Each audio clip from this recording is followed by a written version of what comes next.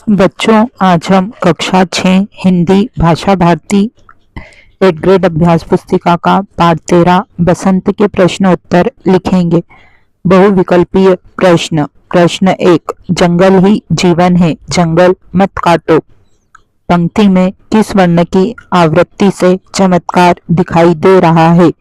तो इसका सही उत्तर है डी, ज वर्ण। प्रश्न 2, कोयल गीत कब गाती है? तो इसका सही उत्तर है बी, बसंत ऋतु में। प्रश्न 3, मोर के नृत्य से किस ऋतु के आगमन का आभास होता है? तो इसका सही उत्तर है सी, बसंत। प्रश्न 4, धरती का पर्यायवाची शब्द क्या है? तो इसका सही आंसर है बी, वसुधा। प्रश्न 5, निम्नलिखित में शुद्ध वर्तनी वाला शब्द कौन सा है? तो इसका सही आंसर है डी, शिशिर। नीचे दिए गए शब्दों में से उचित शब्द चुनकर रिक्त स्थानों की पूर्ति कीजिए। शब्द हैं पत्तों, फलों, हरियाली, जीवन, आम, कोयल, मीठा, वृक्ष। प्रश्न 6, वृक्ष लगाना के लिए आवश्यक है? तो इसका आंसर है हरियाली। प्रश्न 7, पत्तों के झुरमुट से की आवाज आती है? तो इसका आंसर है कोयल। प्रश्न 8, अमुआ शब्द का प्रयोग वृक्ष के लिए किया गया है? तो इसका आंसर है आम। प्रश्न 9, कोयल मीठा गाती है, वाक्य में विशेषण है मीठा।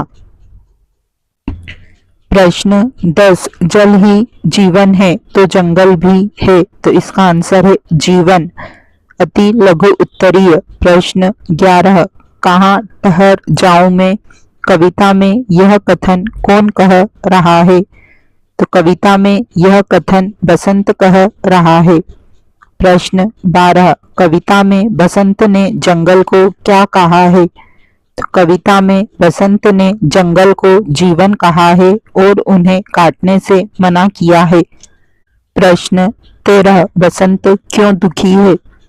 बसंत जंगलों के कट जाने से दुखी है। प्रश्न 14, बंजर इस धरती पर पंक्ति में रेखांकित शब्द का अर्थ बताते हुए एक वाक्य बनाइए। बंजर ऊसर, और वाक्य है पेड़ पौधों को काटकर मनुष्य ने धरती को बंजर बना दिया है। लघु उत्तरीय। प्रश्न 15, विशेषण शब्दों का प्रयोग करते हुए 2 वाक्य बनाइए एवं विशेषण शब्दों को रेखांकित कीजिए। पहला है यह गेंद लाल है, इसमें लाल शब्द विशेषण है। दूसरा, राम बुद्धिमान बालक है, इसमें बुद्धिमान विशेषण है। प्रश्न 16, बसंत ऋतु के आगमन पर प्रकृति में क्या क्या परिवर्तन होता है? तो बसंत के आगमन पर चंपा, चमेली, गेंदा के फूल खिल जाते हैं। आम के वृक्षों पर बोर आ जाती है, कोयल कुहू कुहू गाने लगती है एवं मोर भी मोरनी संग नाचने लगता है। प्रश्न 17, अनुप्रास अलंकार के 2 उदाहरण लिखिए। तो पहला है तरनी तनुजा तट तमाल तरुवर बहु छाए। दूसरा है चारु चंद्र की चंचल किरणें। प्रश्न 18, बसंत ऋतु के मोहक रूप को पुनः प्राप्त करने के लिए आप क्या क्या करेंगे? इसका उत्तर है बसंत ऋतु के मोहक रूप को पुनः प्राप्त करने के लिए हम पेड़ पौधे लगाकर इस धरती को पुनः हरियाली से संपन्न बनाएंगे। दीर्घ उत्तरीय।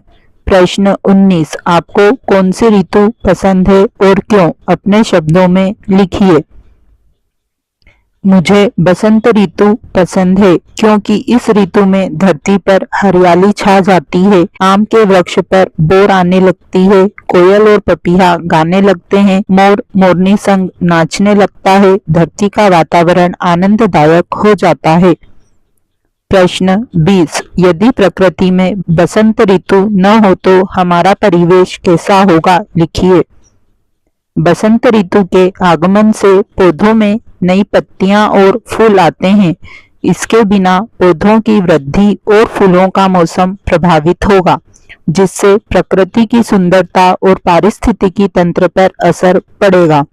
बसंत ऋतु के दौरान तापमान में बदलाव होता है, जो मौसम को प्रभावित करता है। इसके बिना मौसम के पैटर्न में बदलाव आ सकता है, जिससे अन्य ऋतुओं पर भी असर पड़ सकता है। बसंत ऋतु कई त्योहारों और उत्सवों से जुड़ी हुई है। इसके बिना इन त्योहारों और उत्सवों का महत्व और आयोजन भी प्रभावित होते। इसी के साथ हमारा पाठ 13 यहीं समाप्त होता है। जल्दी ही हम पाठ 14 के साथ पुनः मिलेंगे।